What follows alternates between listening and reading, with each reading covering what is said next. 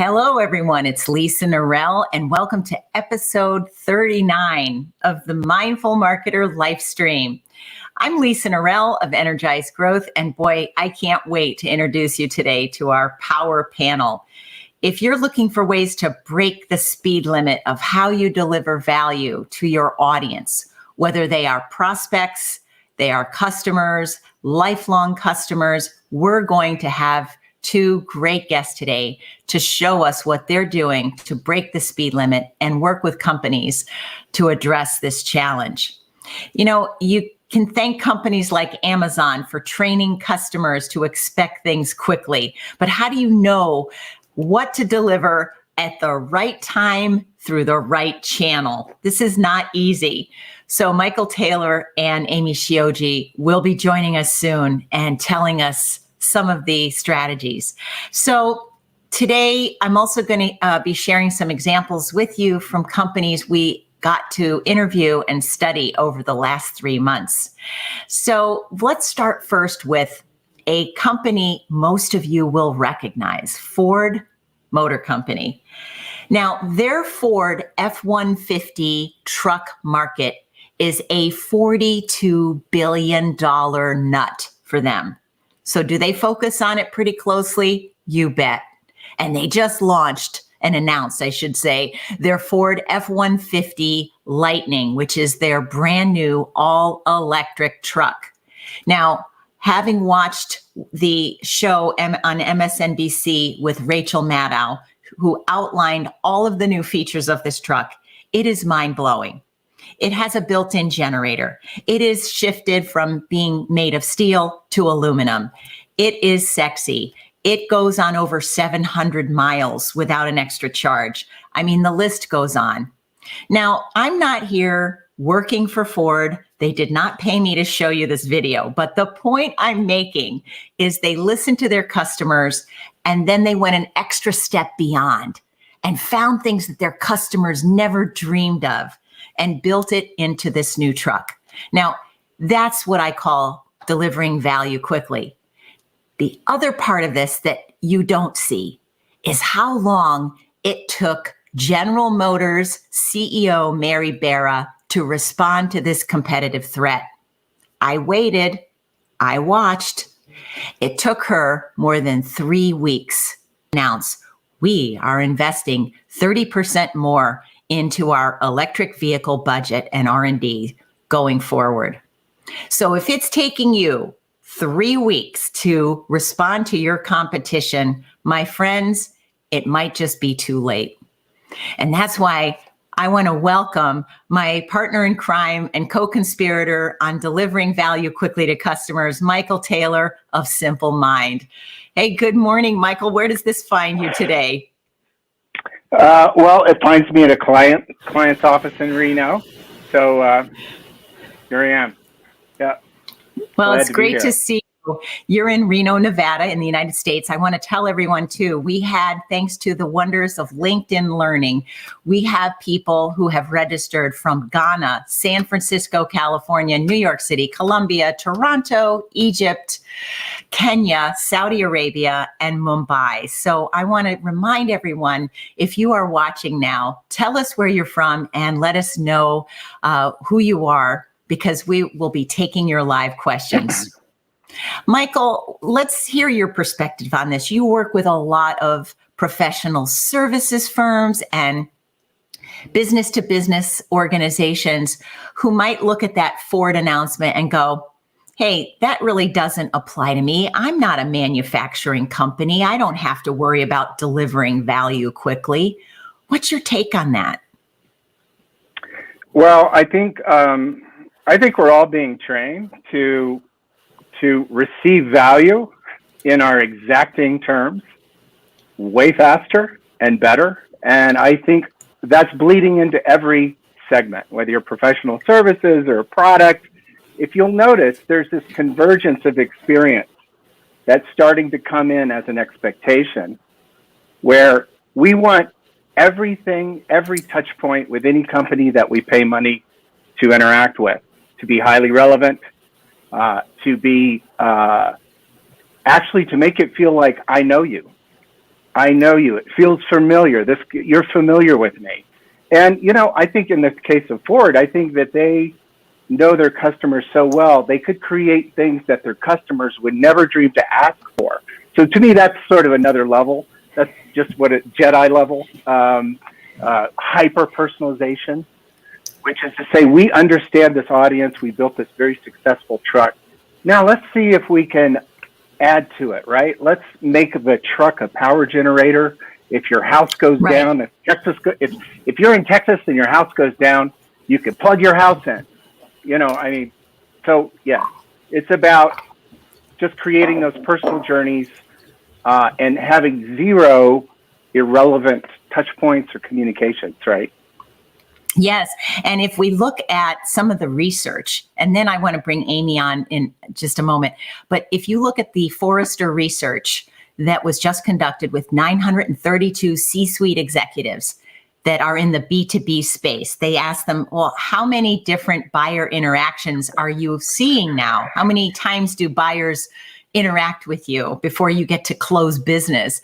And they said it went from 17 touch points to 27 during the pandemic. So if you're not constantly thinking, how can I deliver value all along that path, then you're missing out, and you might be General Motors. But Michael, without further ado, what do you say we introduce one of the finest customer experience experts on the planet, a friend, former head of CX at USA Today, and now head of CX and strategy at Strategic Education. Amy Shioji, welcome. Hi, thank you so much. Glad to be here. Well, welcome. Yeah, we're just kind of throwing you in here after talking about trucks. We're talking about trucks, but maybe we can transition to talking about students, because we have students of knowledge with us today from Wisconsin, India, Nigeria. We have Kelly from Washington, D.C. We have, and speaking, Michael, of trucks, we have someone here from Texas. So let's just dive in for this discussion here, Amy. You've learned a lot about delivering value quickly in the publishing world and now in the education world. What are you seeing now as we emerge from the pandemic about what customers expect? Yeah, no, I think it's a great question. So, I think to your point, we often talk a lot about customer value, but in the context of acquisition. And I think true value for the customer is really realized not at the point of purchase, right? So, for us at Strategic Education, we look at things like customer value as defined by customer outcomes. So in our case, it's things like, do our students, graduate with degrees and find gainful employment? But in order to do that, we really need to understand, and all companies really need to understand, the drivers of retention, and specifically, very often how you influence first year retention, which is, typically a leading indicator of how loyal your customers are going to be over time. And so I think it's just, to all the conversation that you've started to have here, I think there really needs to be a strong marriage between marketing across CX product, all the different functions in an organization. CX is not the responsibility of one particular function. It really is a discipline that all of the organization needs to be aligned around. And I think when we think about customer value, either in terms of acquisition or ultimately in terms of retention and loyalty, you'd have to think about what are the dimensions in which we really want to measure that. And that's right. And what are the things that break that down? And to me, that's often misaligned goals, processes, prioritization that is not aligned in terms of how these groups actually deliver value consistently. And that's the real challenge, I think, at hand for many organizations these days. Well, I think that's a great place to jump off and talk further. You've had to align lots of different audiences, not only in your deep experience in the publishing business, but also now in the online education business. I'd like to hear from both of you on this question, which is, when do you start getting concerned about alignment, and how do you rapidly build that internal alignment so people understand the need for rapid value delivery?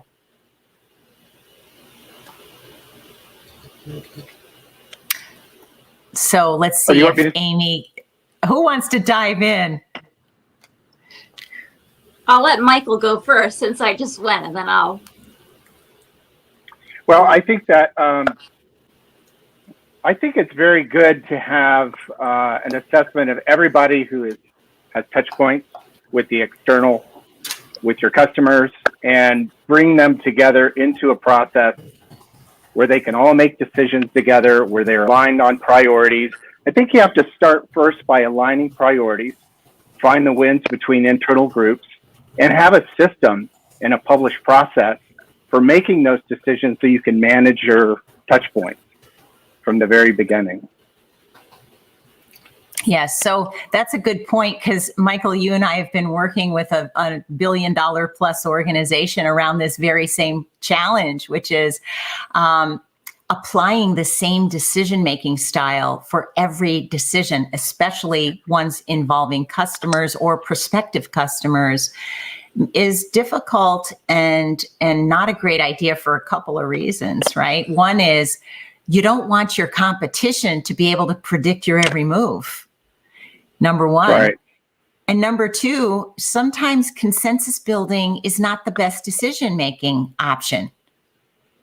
Yeah, right? I think especially with larger firms, I mean, it gets very hard. And I would say part of the system that's critical, especially for these billion-dollar companies, is the ability to have a system to make decisions very quickly, because the larger the organization, it seems like the longer it takes to make decisions. And if you don't have some kind of agile process, some kind of SWAT team that can come together and make decisions, I often see big companies lose the initiative as they're trying to perfect some strategy. And by the time they roll it out, it's already almost irrelevant. I mean, and it's kind of sad. So I think that's a big learning for any large company, is how do we make decisions very quickly, dynamically, agilely? How do we test things? Not easy. It's a transformation process for sure. Yeah. And how about you, Amy?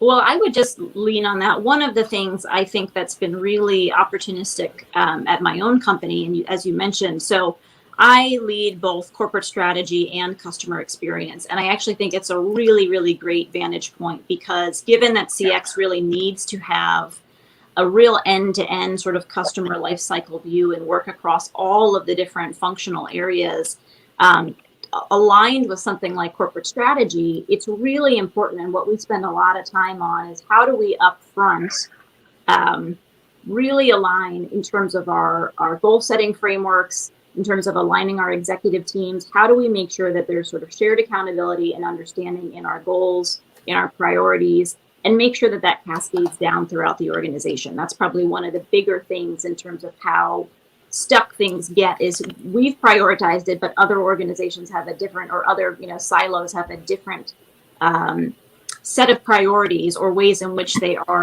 prioritizing key initiatives. And I think those are some of the really key pieces that have to be considered. And I think, to Michael's point too, scope creep always happens with projects, right, or key initiatives. And I think, one of the things that we try to be very deliberate about is saying, what is the key business problem that we're trying to solve? What does success for that look like? What does good enough look like? And what are we not going to address with this particular sprint or phase or project or initiative? And while that sounds fairly basic, it is really important, and it often doesn't happen frequently enough. And then you start to get, well, we have to add this dimension, or this stakeholder needs to be involved, or this type of thing has to happen. But I think if you have the scaffolding to say, we know directionally we're all aligned in terms of our overall corporate strategy, our goals, the key things of measures of success that we want to aim for, and then we're really deliberate in our tactical execution in terms of what we're focused on and what we're not focused on. Those are the things that I think help really create more organizational agility. And I want to pause for a moment. I always look for these mic drop moments, and I love the 4 questions that you're asking here, Amy. And I want to encourage everyone who's watching this to rewind this replay when you go back to your LinkedIn or your Facebook or YouTube page. This is really powerful. You asked a question about what we will not include or what we will not do. And Michael, you remember some of the clients we've worked with that are very afraid to ask that question. Their natural tendency is to say, what additional things do we want to pile on? And then their team's heads explode. Yeah, I think both of you are sort of directing at something I think very important, is to push to the simplest form of action you can, right? So Amy, if you're saying, what do we not do? Because what happens is, this especially with really smart people, highly educated people, is there's this complexity that just starts flooding in every time you analyze, well, can we add this? Is there something else we can do? And so there's not a simple framework to operate in. And what we often do is we'll create a placemat, and we'll say, here's our principles, here's how we're operating. And if you can't put it on one page and easy enough to internalize, it's too complex, right? If you have to refer to a series of documents and decisions, it just bottlenecks. The more complex it gets, the less likely it is to move fast. So eliminating, actually talking about and saying, what do we need to have and what do we not need to have? What can we take out of this so we can move faster? I think is a big question. It's a huge one. Mm-hmm. And I think along with that, the other, one of the other questions is, what do we need to see to believe? I think there's also this sort of analysis paralysis of, we need all of these things to be absolutely perfect. And speed to value often says, we need to directionally know that these are the key things stated up front about what success looks like and what some of those milestones ultimately need to be. But we need to be able to say, data's not always going to be perfect. We're going to need to directionally make some decisions. Are we aligned on who makes those decisions?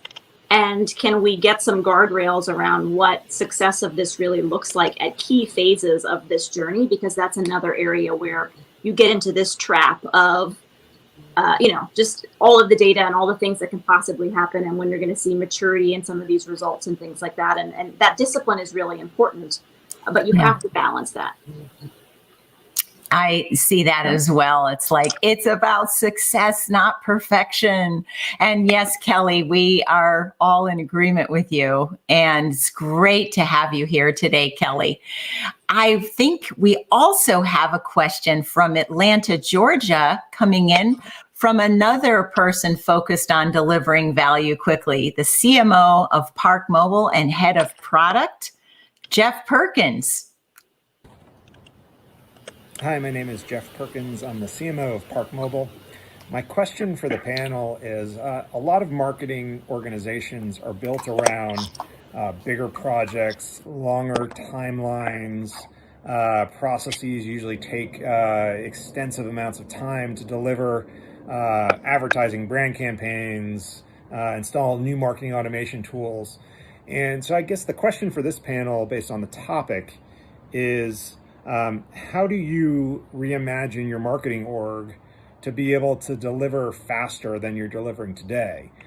So how are you able to look at your people and your processes, and what do you do to really make that org work at a higher velocity? Thanks for your time. Michael, I'm going to pass that over to you to start. Yeah. Well, I think I'm thinking about early part of my career where I had one leg in technology, which is doing these massive websites, and there was always this heavy technology component. And I think we have a great model. I mean, if you look at technology companies that are successful, what do? They know how to agilely deliver value. They know how to define what's good enough, right? They have a definition for that. They know how to test very quickly. They know how to make quick decisions. So I think if you want to look at a great model, sort of an area, a group of people who had to solve this a long time ago because they kept failing. They were taking too long to update applications and to send things to market. I would look at the technology, specifically software and successful application companies who use agile processes, and those processes are not, they could be used for anything, especially anything that's complex. So I think marketing is due to totally adopt agile technology, and so yeah, I would use that as a guide to speed everything up and to move at the pace that our customers are now expecting. And I will layer on that another item to consider as you're building teams, or maybe redesigning your teams, returning from working from home. A lot of you out there are probably designing new ways of working, hybrid models. Some people are going to stay at home a certain number of times during the week, et cetera. And what I would say is this is going to put some new strains and pressures on how you interact with people and who you work with. You might need to look at how do you rebuild trust. And one of the things, Michael, that I remember working on with you with another client was there was so much fear in that organization.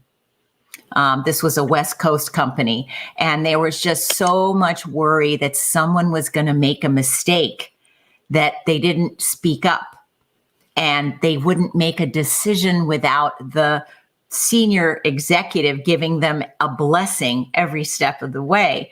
So the psychological safety that Professor Amy Edmondson talks about at Harvard is more important now than any methodology, planning tool, spreadsheet, or key performance indicators. If you can't get through that initial gate, it makes it much tougher to achieve some of the good things that our clients and Amy that you have also achieved. So, Jeff, we want to thank you at ParkMobile for that great question. And I want to remind people that we're also taking your live questions, so feel free to post them. Amy, what are your thoughts now that you've been at Strategic Education for over a year, I believe? What are some things you've learned about the students through your agile approaches and your hyper focus on using data to make good decisions? Yeah, absolutely. It's a great question. I mentioned that, we really try to be intentional about focusing on customer outcomes and specifically looking at the drivers of student retention for us. And I think that led us down the path, not unlike many marketers and companies, at looking at sort of customer onboarding, in our case, new student retention. And, I think for us, it was the basic things such as, do our students know where to go, what's expected of them? Think of this as sort of your more usual onboarding wizard that highlights sort of product features and benefits. But also really important to us was how do we help to sort of mentally and motivationally prepare students? So think of it as, how do we meet our customers where they are? Because for us, in most cases, we cater to adult learners, people who maybe haven't been back to school in a very, very long time, or in some cases, maybe first generation learners. And what we found was that, well, we can give them a basic orientation of how to navigate our digital campuses or where their course syllabus was and how to use certain platform features. Some of the bigger hurdles that we had, and we did ethnography studies, we did a lot to really understand where our students and our customers really are with us on this journey, was we found that, some of the things they hadn't anticipated was I haven't even set up an actual workspace in my home. I haven't had conversations with my spouse or my partner about what going back to school means in terms of, job responsibilities at home, things like that. And those are actually some of the things that stand as some of the biggest hurdles for our adult students. And while we tended to sort of we used to say, well, those things happen outside of the classroom. We can't influence those things. I think we've really challenged that to say there are things that we can do. We can help guide conversation and get people ready to be more prepared. So we have found that by having, much more focus, not just on the brass tacks of here's the things you need to do to use our product better, but to say, where are you in this, and how can we help sort of bring you along, has been really, really influential in terms of people feeling more prepared, being able to tackle their assignments, much more head on, and not have the stress of some of the things that are happening in their personal lives weigh in on, their academic success and pursuits. And I think that's, been one of the, I think, most not only impactful things for students, but also has been a real win in the organization to say we need to sort of break this idea that we can only influence our own touch points, or that, we need to only focus on what the company believes we deliver value on versus what the customer or the student ultimately needs, to feel like they can really utilize your product and be loyal and successful with it. Yes, well said. And I remember when we first talked to you about this, and you said it could be something as simple as, how do we coach them to set up a study room or a study space in their homes when perhaps they didn't really need that dedicated space in the past? Right. Yeah. I mean, I think it's insights like that really, number one, humanize your brand in terms of helping you understand, what are some of the things that you may not even anticipate, things that aren't necessarily product features or flaws, but things that are in the ecosystem that make it hard for people to fully engage or fully utilize your products and services. And so that's where taking a bit of a broader sort of whole customer view of how we needed to really tackle the challenge of first year retention, and what are the biggest hurdles, not just from a business perspective in terms of alignment of marketing and product and technology, but what are some of the sort of external factors that are at play in terms of, in our case, schedules and many other things that come into play when people are trying to focus not only on a full-time job and a family and other familial responsibilities, but also go back to school. And what sort of support structures do we need to think about? What sort of, motivational carrots and things can we also help supply? I love that. And it's all around having great sources of data, and then actually taking those insights and running some experiments to see, how you turn that into action. Michael, you've been working with some great industries over the last 20 plus years. I think last time I talked to you, you've worked with close to 200 organizations. What separates the data wonks from the people who might be resting on their laurels, or, using old information to try to deepen their customer experience or deliver value? Well, I think one thing is there's no one way to understand the customer, but I think the intent and the will to do what Amy's talking about, that whole view, realizing that the insights that you need may not necessarily involve the thing you're selling, but it might involve those things that surround the decision of what you're selling. Like Amy's saying, are you prepared? What are the things outside of the decision? They may silently agree they need your offering, but there may be some hurdles in their life. And I think that's where you need to, through data, through talking to customers, whatever means you can, to really try to find understanding. And I think, there's a lot of talk about privacy and security, and that's really critical. But I also think that customers are willing to give up a level of privacy if it's with the intent of being more helpful, right? So I think you have to make a balance, but I think that you need to understand your customer at a deeper level than just walking them through the features and offers.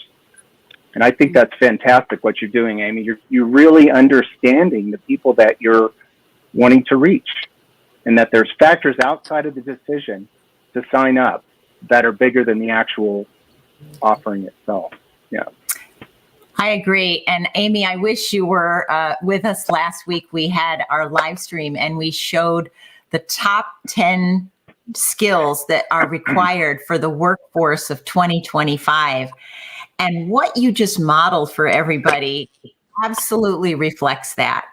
And so I invite people who are watching to go back to my website to watch that replay as well. It's lisanorell.com /events to see what I'm describing, because all of you here watching this live stream, either live or the replay, need to really look at yourself as a marketer, as an entrepreneur, and say, how am I becoming a student to become one of the best members of the workforce of 2025? So we have a few more minutes together, Amy. Tell us, I always love the crystal ball question. If you look out 3 to 5 years about the convergence of customer experience, marketing, data, and retention, what do you see happening? So that's a great question. I think hopefully we see a lot more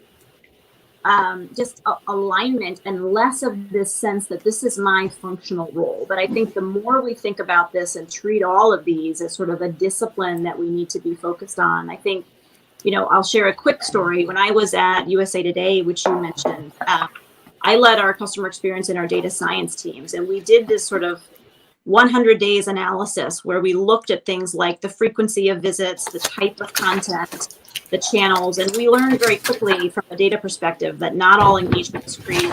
There were certain things like newsletters that made us more effective in terms of driving frequency of visit and depth of engagement. But what we really then did was work very, very closely in total partnership with marketing and product and technology to align on a much broader consumer engagement strategy that looked at, content strategy and optimization. So what is the content that is stickiest in terms of driving retention? What channel performance and features do we need to focus on? How do we get really clear about that value prop up front in marketing? And so to me, things like CX, things like data science really can be, I think, the galvanizing force that tries to align people. And we talked about even the role of corporate strategy or strategy in general, divisional strategy, B2C strategy, whatever level you want to ladder that up to.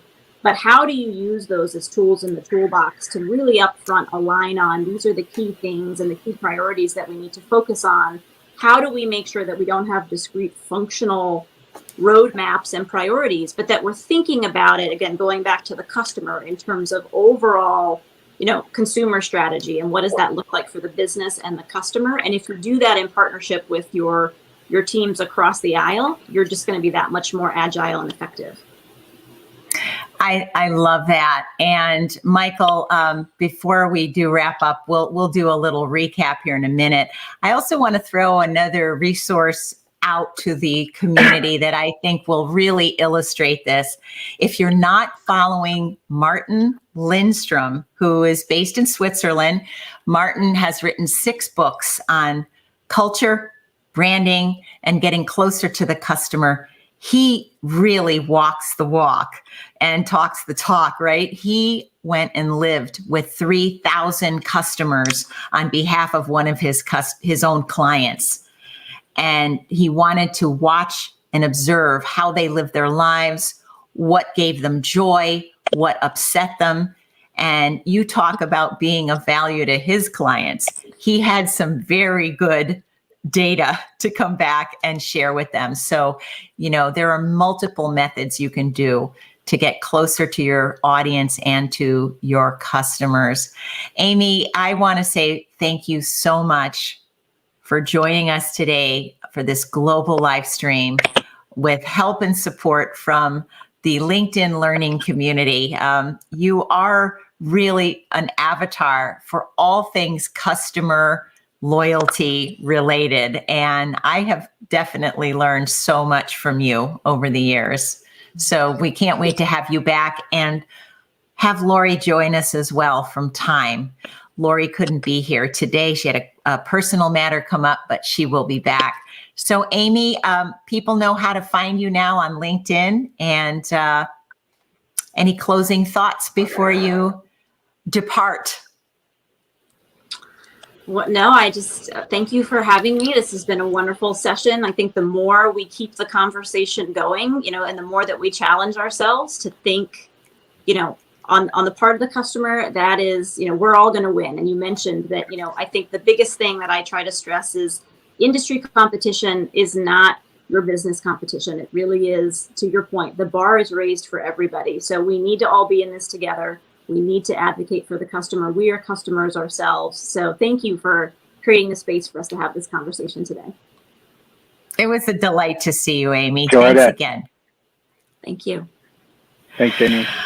Oh, Michael, we covered a lot of ground today in a very short time. And I'd love your thoughts on a big takeaway that you're grabbing from today's conversation with Amy.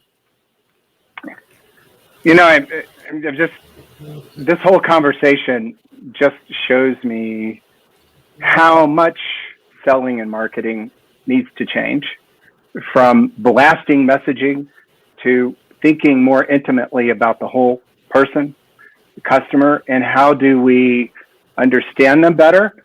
We're not blasting messaging, we're engineering value and experiences through deeper understanding. And so how do we use data? How do we use whatever means to become more intimate so that we're not in that old traditional mode of what kind of messages do we need to blast to everybody today? Messaging is critical, but it's all wrapped around that relationship, that level of intimacy, so that value is real and it's sincere and it says, you know me, right? People are going to want to know that you know them, right, as in the relationship. So I think that's maybe not a takeaway, but it spurred some thinking on that, how we need to shift. I think the greatest takeaway for me was that she punctuated the importance of empathy in every interaction we have with our prospects, our audience, and our customers. It gets a lot of lip service, but I love organizations like Strategic Education that are demonstrating it for other industries. And I also want to give credit to Ford. I don't even drive a Ford, but I have started to give it a second look just because the sheer focus they had on listening to customers and staying a few steps ahead of customers to discover unmet needs, right? It's something we all aspire to do. So, and it's not about just reading the data, it's about feeling where your customer is right now and what their life is really like. And that's powerful. It's understanding the things that they know they need. And then if you're really doing a great job with it, you're actually anticipating some very useful and meaningful things that they haven't even thought of, right? That Jedi level that this truck is representing. It very much is. Hey, Michael, I know you've been with us a few times here on the live streams. Thanks for taking time out from your trip to Nevada to be with us today. And we'll catch up with you again next time here on the Mindful Marketer live stream. So see you next time. All right. My pleasure. I enjoyed it. See you guys. See you. Well, my friends, the bewitching hour has arrived, and I want to thank all of you who stayed with us to meet these two great avatars of being advocates for the customer. You know, I'm passionate about this. I hope you got some great examples and some new resources. And if you are a marketing leader, you can always contact me if you're looking for ways to connect with other like-minded marketing leaders to grow professionally, get promoted faster, be more innovative, and get closer to your customer to drive mindful growth. So get in touch with me if I can answer some questions and tell you about our wonderful community. So in the meantime, thank you again to LinkedIn Learning. You can download my course anytime. We have now over 11,000 of you who have taken the My Effective CMO course, and I want to thank you for that. I also want to let you know that we're taking a little time off and coming back on July 9th. Steph, I hope I got the date right. We're going to be back here with a person who understands the world of CEOs very well. Jim Schlexer not only has been a CEO, he is a very seasoned board member and wrote a seminal book called Great CEOs Are Lazy. How is that for a name? Great CEOs are lazy. So be back with us in July. If you're someone who wants to work more effectively with your CEO and you want to know what CEOs are thinking about right now, don't miss that live stream. Again, I wish you all a very safe, mindful, and outdoor weekend ahead. Sending you off from Virginia in the USA. Bye-bye.